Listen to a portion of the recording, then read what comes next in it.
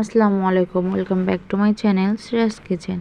আজকে আমি আপনাদের দেখাবো গরুর মাংসের কালা ভুনার রান্নার রেসিপি। তো দেখতেই পাচ্ছেন আমরা গরুর মাংস নিয়ে নিয়েছি এখানে। তো আমরা গরুর মাংস নিয়ে তাতে দিয়ে দিব রসুন বাটা এবং দিয়ে দিব রাঁধুনি মিক্সড মশলা। তারপরে দিয়ে দিব ব্রেস্তা করা পেঁয়াজ এবং কাঁচা পেঁয়াজ কুচি।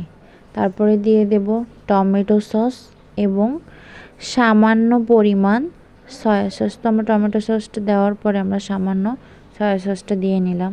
তারপরে দিয়ে দিব সরিষার তেল। তো দিয়ে আমরা ভালোভাবে গরুর মাংসটা মাখিয়ে নিব এবং তাতে দিয়ে দিব পরিমাণ মতো লবণ এবং অল্প পানি।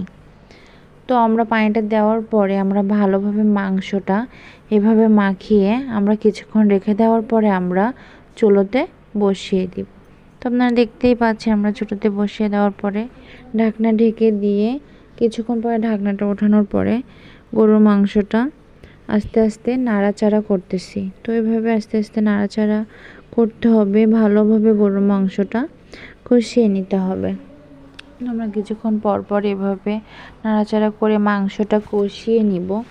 তাতে দিয়ে দিব সামান্য পরিমাণ ধনিয়া গুঁড়া আর একটু দিয়ে দিলাম টমেটো সস। তো দেখতেই পাচ্ছেন আমাদের মাংসটা প্রায় হওয়ার পথেই।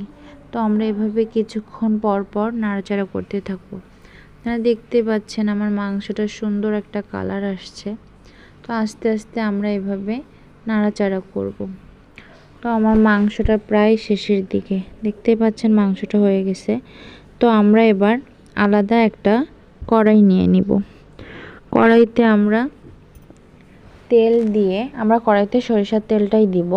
কড়াইতে তেল দিয়ে তাতে আমরা পেঁয়াজ কুচি এবং শুকনো ঝাল দিয়ে একটু হালকা ভেজে নিয়ে আমরা কিছুক্ষণ নাড়াচাড়া করব মশলাটা যতক্ষণ না ভাজা হয়।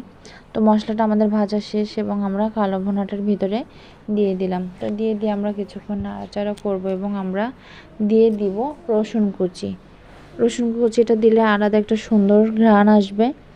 তো আমরা রসুন কুচিটা দিয়ে দিব। তো দেখতে পাচ্ছেন আমি এখানে রসুন কুচি দিয়ে দিছি। দিয়ে দেওয়ার পরে আমরা বেশ কিছুক্ষণ নাড়াচাড়া করে আমরা দেখতেই পাবো যে আমাদের মাংসটা হয়ে গেছে। তো আমরা এবার লাভে যে যার মতো নিজেদের রুচি মতো পরিবেশন করবেন। তো দেখতেই পাচ্ছেন আমার রান্নাটা শেষ। তো আপনাদের কেমন লাগলো জানাবেন।